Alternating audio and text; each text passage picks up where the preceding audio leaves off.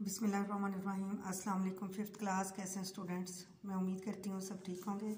बेटे आज हम अपनी ग्रामर के बारे में कुछ पढ़ेंगे। ठीक है, इसम की इकसाम है बालिहाज मायनी के लिहाज से इसम की दो किस्में हैं, इसम मारफा, इसम नकरा। आप इसको बहुत दफ़ा पढ़ चुके हो, लेकिन यहाँ पे ये बताने का मकसद ये है कि आपको पहचान हो कि इसम की इकसाम जो है लिहाज के मायने से कौन सी होती हैं और इसम की इकसाम बनावट के लिहाज से कौन सी होती हैं। हम दोनों ही यहाँ पे करेंगे डिस्कस, और दोनों को ही अपने फ़र्क अपने याद करके, और फिर इसका जब आपसे टेस्ट लिया जाएगा फिर इससे अंदाज़ा होगा कि क्या आपने इसके फ़र्क को पहचाना है इस चीज़ को, ताकि आपको समझ आए और जब आपको MCQs दिए जाएं तो आप अच्छे से कर सकें। ठीक है, मानी के लिहाज से इसम की दो किस्में हैं, इसम मारफा, इसम नकरा। इसम मारफा वो इसम है जो किसी ख़ास चीज़, जगह या का नाम हो, शख्स का नाम हो। जैसे इन जुमलों में कायद-ए-आज़म, पाकिस्तान, गालिब, बांगे-दरा, उर्दू इसम मारफा है।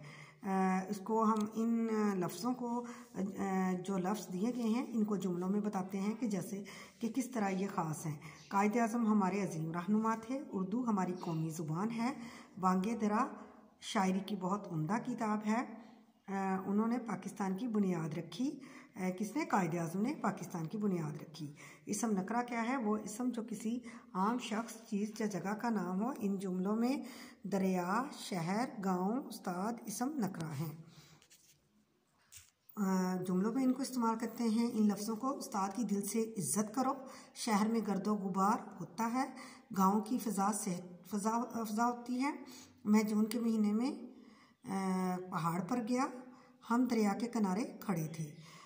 कवायद है, कवायद के कितने हिस्से होते हैं? कवायद के दो हिस्से होते हैं, सर्फ और नहव। सर्फ कवायद का वो हिस्सा है जो मुख्तलिफ हरूफ, अल्फाज, इनकी साख्त और इनकी आपस के ताल्लुकात पर बहस करता है। इसे इल्मे सर्फ कहते हैं। नहव कवायद का वो हिस्सा जिसमें हम मुरक्कबात और जुमलों की बनावट के मुतल्लक बात करते हैं, उनकी मुख्तलिफ अक़साम पर बहस करते हैं, इल्मे नहव कहलाता है।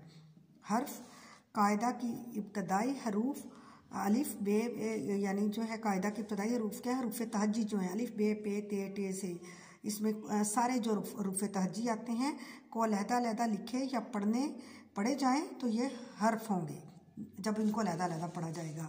और जब इन लफ्ज़ों को मिला के पढ़ा जाए तो ये क्या है? ये हरूफ बन जाते हैं। जैसे काफ, ते, अलिफ, बे, ये चार हरूफ हैं। इन चारों हरूफों को मिलाएंगे तो क्या बनेगा? एक लफ्ज़ बनेगा। कौन सा? जैसे काफ, ते, अलिफ, बे क्या बन गया है? ये हरूफ है, इनसे क्या लफ्ज़ बना है? किताब। जैसे काफ, अलिफ, नून, ये हरूफ थे, इनसे क्या लफ्ज़ बना? कान। आगे लफ्ज़ हरूफ तहज्जी को मखसूस तरतीब के साथ इकट्ठा करके लिखें या मुख्तलिफ हरूफ को मिलाकर पढ़ें तो ये लफ्ज़ बनता है। जैसे मीम, लाम, ते, अलिफ, नून, ये हरूफ हैं, इन्हें मिलाकर पढ़ा और इनको लिखा तो क्या बना है? लफ्ज़ मुल्तान। लफ्ज़ की इक़साम कितनी है? लफ्ज़ की दो इक़साम हैं, कलमा और मुहम्मल। कलमा बामानी और मुहम्मल बेमानी। ये बेटे आपको लिखे हुए मिल जाएंगे और आपने इसको समझ के याद करना है, और फिर इंशाल्लाह आपको ये ग्रामर में कोई मुश्किल पेश नहीं आएगी जब आप इसको अच्छी तरह से याद कर लेंगे। ओके जी, अल्लाह हाफिज़।